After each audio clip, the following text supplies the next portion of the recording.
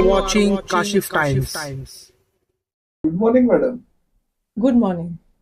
Madam 13 मई को जो SSC का रिजल्ट आया था, आपके स्कूल का क्या स्टेटस है? कौन बच्चा फर्स्ट सेकंड थर्ड आया? हमारे दसवीं शेयर की। जो एसएससी का रिजल्ट इस बार आया, पहली बात तो बहुत जल्दी आ गया और रिजल्ट बहुत अच्छा रहा स्कूल का। हमारे सारे बच्चे पास हो गए हैं, एक को छोड़कर। वो एक बच्चा जो था वो बहुत बीमार भी रह रहा था 3 महीने से। तो बाकी सारे बच्चे बहुत अच्छे मार्क्स से बहुत अच्छे से पास हो गए हैं। और जो हाईएस्ट परसेंटेज है वो हमारा है 94%। मुल्ला इमरान अपना बच्चा है, वो उसने स्कोर किया है। वेरी गुड, कॉन्ग्रेचुलेशन हमारे चैनल की तरफ थैंक से यू। भी।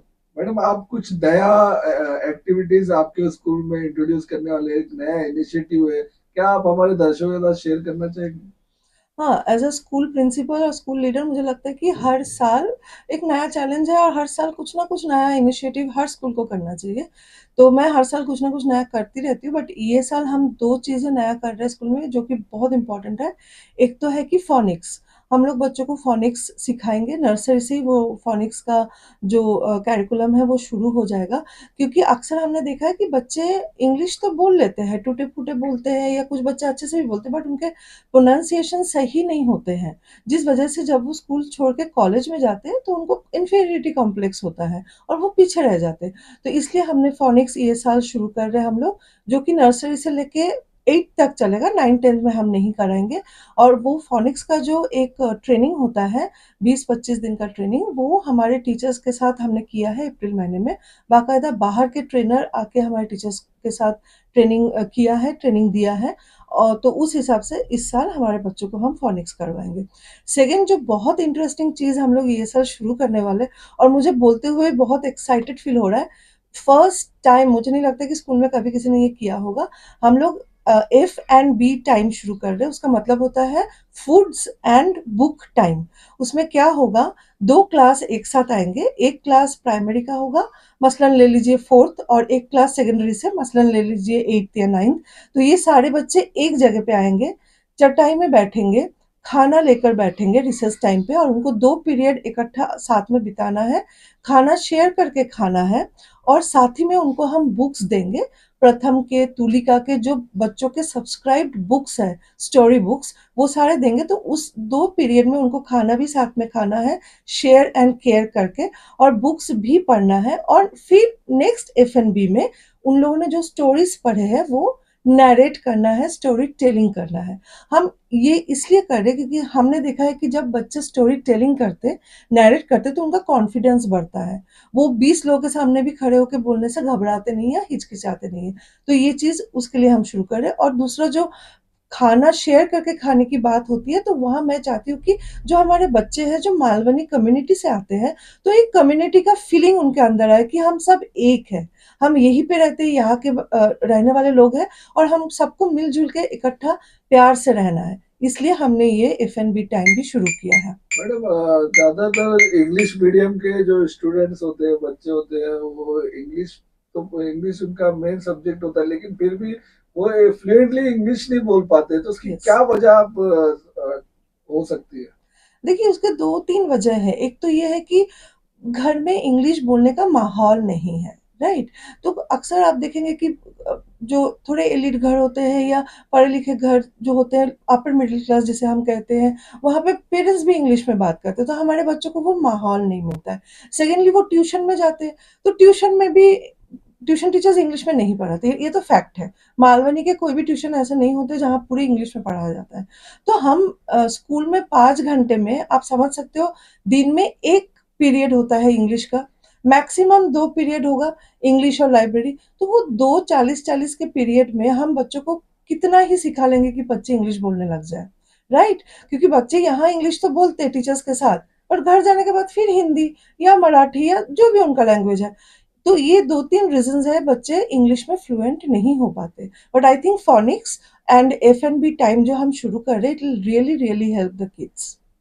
मैडम, आखिर में कुछ आप मैसेज देना चाहेंगे स्टूडेंट्स और पेरेंट्स को? देखिए, मैसेज तो मतलब मैं सिर्फ़ इतना कहना चाहूँगी, जो मैं शायद आपके चैनल में लास्ट ईयर भी बोली थी, जो मैं बहुत कंसर्न्ड हूँ, कि बच्चों को मोबाइल ना दिया जाए। फर्स्ट थिंग फर्स्ट, मोबाइल के वजह से बच्चे बहुत बिगड़ रहे हैं और वो पढ़ाई लिखाई नहीं करना चाह रहे। तो बच्चों को मोबाइल ना दे, बच्चों को पढ़ने के लिए इनकरेज करें। उनको आप मोबाइल खरीद के देते हो 25,000 का, उसके जगह पे एक 100 रुपए का किताब खरीद के दे दो। सेकेंडली, बच्चों को सुने। जब बच्चा घर पे आता है स्कूल से तो उसको माँ की जिम्मेदारी होती है उसको बिठाए और बोले, खाते खाते ही सही, बोल आज स्कूल में क्या हुआ था, आज कौन से टीचर आए थे, टीचर ने क्या बोला, पढ़ाई किया तूने, आज किसी ने अच्छा कुछ बोला, तेरे साथ कुछ बुरा हुआ, सब कुछ बता। तो बच्चे इनकरेज होते हैं। अभी मैंने देखा है मदर्स या फादर्स, वो लोग सुनना ही नहीं चाहते बच्चे को। आए खाना खाए ट्यूशन, फिर आए खेलने चले गए, फिर आए पढ़ाई किए, खाना दिया, थोड़ा डांटा, सो गए। तो ऐसे ना करें, बच्चों को सुने, सुनना बहुत जरूरी है। और मोबाइल ना दे। बाकी तो हमारे बच्चे अच्छे हैं, सब बच्चे अच्छे होते हैं। उनके पीछे अगर आप थोड़ा टाइम देंगे तो वो अच्छा करेंगे।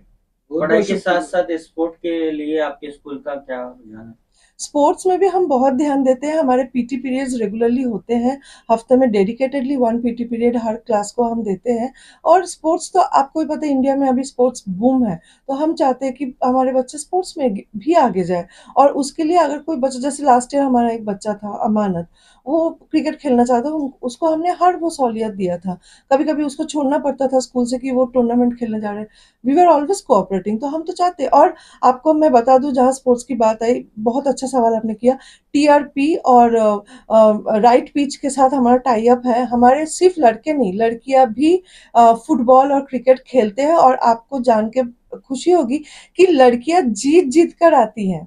तो ये बहुत बड़ा उपलब्धि है हमारे लिए, हमारे समाज के लिए। अभी 10वीं में बच्चे जो पास हुए हैं तो उनके लिए कुछ करियर गाइडेंस का, क्योंकि अभी 12 में जाएंगे, कौन कौन से स्कूल उनको सिलेक्ट करना है, या कौन कौन से कॉलेज, जैसे आपने 94% एक बच्चा लेके हम्म। आया, तो क्या करना है उनके लिए, उसके थोड़े बारे में हमारे दर्शकों को बताइए। जी, जी। तो साल भर में हमने 2-3 करियर गाइडेंस सेशंस भी रखे थे। बच्चों को हमने ये समझाया कि वो करो जो तुम करना चाहते हो। वो मत करो जो समाज तुमको कह रहा है या तुम्हारे मम्मी-डैडी कह रहे हैं, जो तुमको दिल से लगता है। अभी मैं आपको बता रही हूँ, 94% लाने वाले बच्चे को प्रेशर होता है कि साइंस लो, साइंस लो। ऐसा क्यों? 94% बच्चा अगर आर्ट्स लेना चाहता है तो भी ले सकता है। आज आर्ट्स लेने के बाद आप लॉ कर सकते हो, आप फैशन डिजाइनिंग कर सकते हो, आप होटल मैनेजमेंट कर सकते हो, आप जर्नलिज्म कर सकते हो। ये जो आप लोग काम कर रहे हो इसको जर्नलिज्म कहते हैं। ये आर्ट्स लेकर भी हो सकता है, राइट? तो 94% बच्चा साइंस ही ले, ऐसा कोई जरूरी नहीं है। बच्चा क्या करना चाहता है, क्योंकि उसकी जिंदगी लंबी है, 80 साल उसको जीना है, तो उसको खुश रहना है।